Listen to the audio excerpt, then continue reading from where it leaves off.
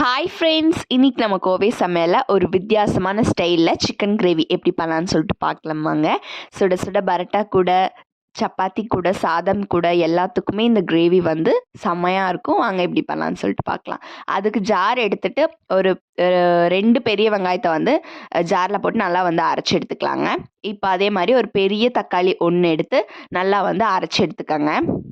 2யும் வந்து எடுத்து வச்சுட்டு, இப்போ பேன் வச்சுட்டு 1½ ஸ்பூன் அளவுக்கு வர கொத்தமல்லி, 1 ஸ்பூன் அளவுக்கு சீரகம், 1/2 ஸ்பூன் அளவுக்கு மிளகு, 1 பிரியாணி இலை, பட்டை, லவங்கம், அப்புறம் 2 கிராம்பு எல்லாத்தையும் நம்ம சேர்த்துட்டு, அது கூட 1 ஸ்பூன் அளவுக்கு சோம்பு, கொஞ்சமாக கசகசா, 2 வரமிளகாய், அதுக்கப்புறம் 1/2 ஸ்பூன் அளவுக்கு மஞ்சத்தூள்லாம் சேர்த்துட்டு நல்லா வந்து வணக்கி விட்டுக்கலாம். நல்லா ஸ்மெல்லாக வந்ததுக்கப்புறமா ஆற வச்சு ஜாரில் போட்டு இந்த மாதிரி அரைச்சி எடுத்துக்கலாங்க. நல்லா பொடியாக அரைச்சி எடுத்துக்கலாங்க.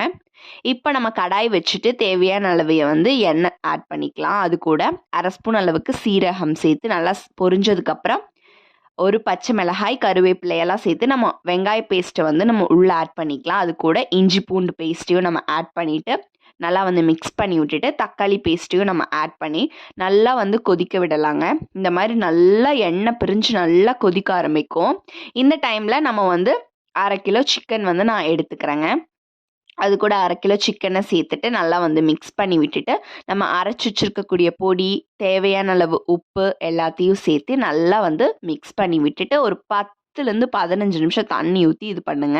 அது கூட 1 ஸ்பூன் அளவுக்கு கரம் மசாலாவையும் சேர்த்துட்டு நல்லா மூடி வச்சு ஒரு 15 நிமிஷம் நல்லா கொதிக்கட்டும். இப்போ நல்லா சிக்கன் வந்து நல்லா வெந்திருக்கும். இப்போ அது கூட கொஞ்சமாக நான் வந்து தேங்காய் பேஸ்ட் வந்து நான் ஆட் பண்ணிக்கிறேங்க. அது வந்து ஆப்ஷனல் தான். இப்போ அது கூட கஸ்தூரி மேத்தி வந்து நான் ஆட் பண்ணிக்கிறேன். கஸ்தூரி மெத்தி ஆட் பண்ணதுக்கப்புறம் ஒரு ஸ்மெல் வரும், அதுக்காக ஆட் பண்ணிக்கிறது தான். அதுக்கப்புறம் லாஸ்ட்டாக கொத்தமல்லி தூவி இறக்கணும் அப்படின்னா செம டேஸ்டியாக வித்தியாசமான ஒரு ஸ்டைலில் சிக்கன் கிரேவி வந்து ரெடி ஆயிடுச்சு. மறக்காமல் நீங்களும் ட்ரை பண்ணி பார்த்துட்டு எப்படி இருந்துச்சுன்னு சொல்லிட்டு கமெண்ட் பண்ணுங்கள். பிடிச்சிருந்தா கோவை சமையல் சேனலை வந்து subscribe. Thank you for watching.